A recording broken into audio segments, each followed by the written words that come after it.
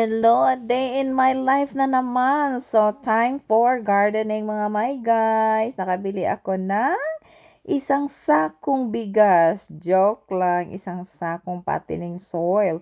So, that's almost $17.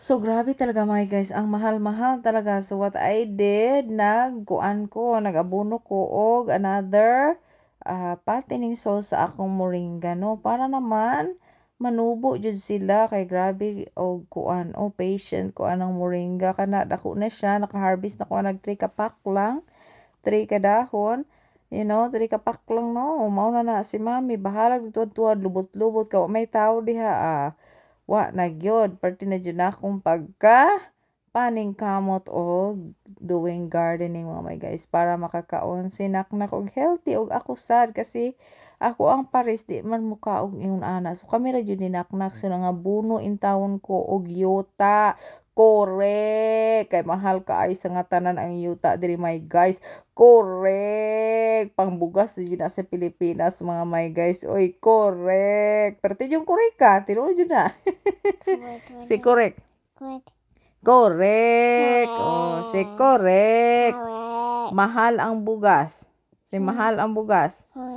Oh, mahal ang bugas. So, mauna na. Diha na mi. So, we don't need to buy anything in the store because we have a fresh garden. Thank you, Lord, for taking care of our garden.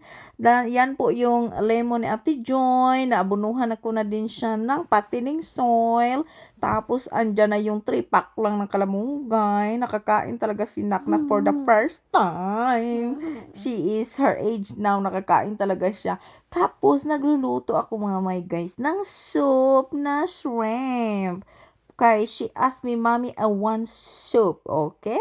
Mommy, make you soup. And finally, I have lots of vegetables, okra. So, tingnan nyo yan. O, yan po yung very simple life namin dito sa Amerika. Pag makakain na kami ng ganyan, ang grabing gara-gara na talaga.